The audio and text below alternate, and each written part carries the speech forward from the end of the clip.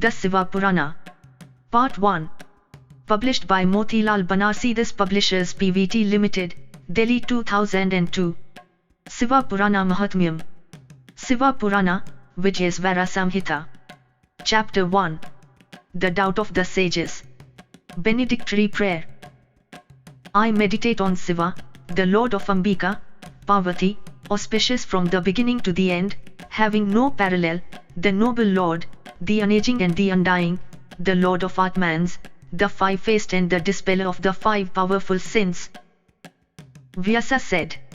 1-2.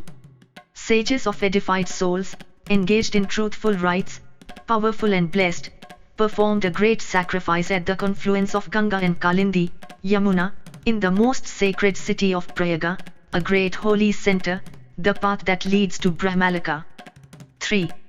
On hearing that a sacrifice was being performed there, the disciple of Vyasa, the great sage Suta, an excellent scholar in the Puranas, arrived there to see the sages. 4. The sages were delighted on seeing him and received him with due hospitality and adoration. 5.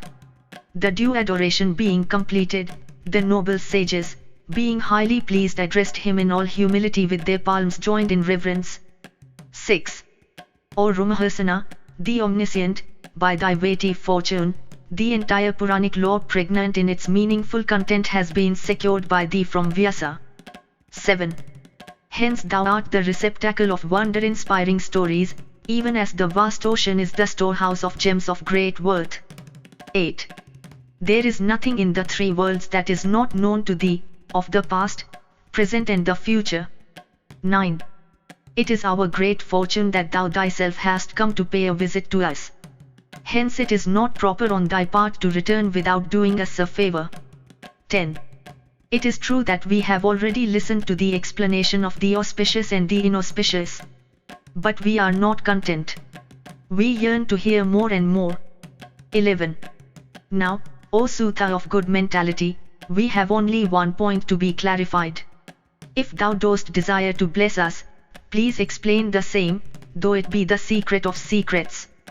12. At the advent of the terrible age of Kali, men have become devoid of merits. They are engaged in evil ways of life. They have turned their faces from truthful avocations. 13. They are engaged in calumniating others. They covet other men's wealth. Their attention is diverted to other men's wives. Injuring others has become their chief aim. 14. They view the physical body as the soul, deluded as they are atheists of mere brutish sense, they hate their parents, their wives are goddesses unto them, they are slaves to lust. 15.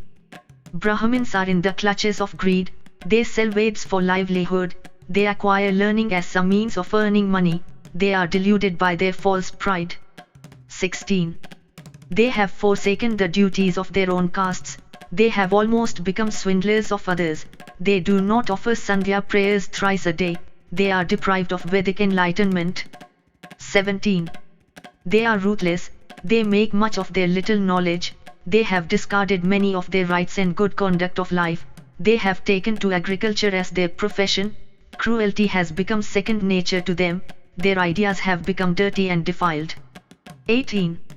Similarly, the Kshatriyas also have discarded their duties, they associate with evil men, they indulge in sinful activities, vice and debauchery have become their main aim in life. 19. They have ceased to be valorous, they never take interest in virtuous warfare, they flee from the battlefield, they follow the mean tactics of thieves and Sudras, they are mentally enslaved by base passions. 20.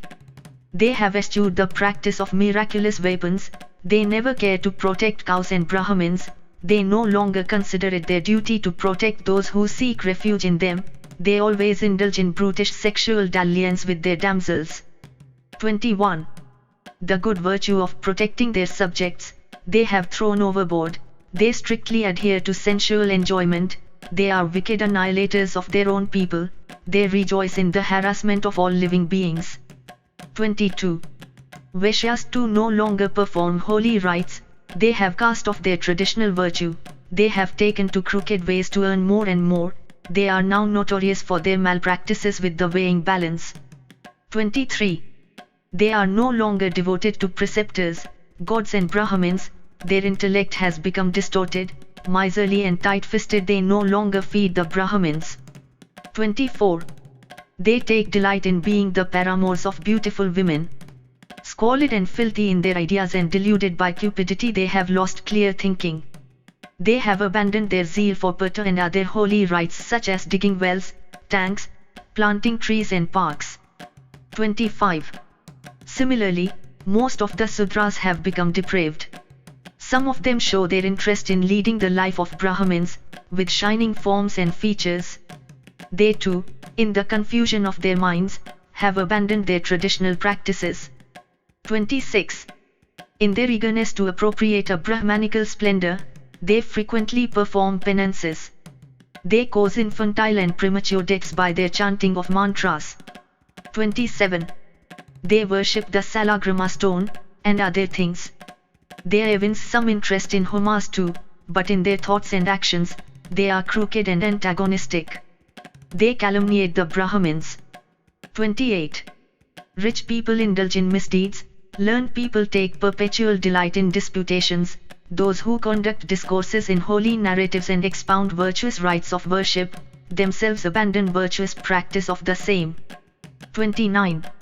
Haughty persons assume the features of noble kings.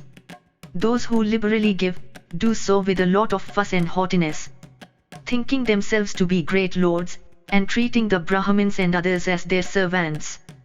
30. Devoid of the strict observance of their traditional duties and virtues, the foolish people have brought about an admixture of various castes. Cruel in thought and obsessed by false prestiges, people have discarded the fourfold system of social classification. 31. Deluded people, wrongly considering themselves high-born, perform certain good rites which result only in the upset of the caste order and downfall of all people. 32. Women too generally misbehave and err. They slight their husbands, they are inimical to their fathers-in-law, fearlessly they pursue their nefarious activities. 33. They indulge in foul coquettish gestures. They are carried away by amorous dispositions, their conduct is bad, they pursue illicit connections with paramours. They turn away from their own husbands. 34. As for sons, they are invariably wicked without any filial affection. They take lessons in ignorant activities and succumb to various ailments. 35. O Suta, how can these deluded people, who have abandoned their traditional virtues, get salvation here and hereafter? 36. Hence our minds are always agitated. Indeed, there is no virtue equal to helping others. 37. Since thou art conversant with the essentials of all tenets, please tell us the easiest remedy for the immediate destruction of the sins of these people. Vyasa said. 38. On hearing these words of the sages of sanctified souls, Suta thought of Siva, and told them thus. If you enjoyed this audiobook, please like and subscribe to be notified of when new audiobooks are uploaded. Thank you for listening and learning. Shanti.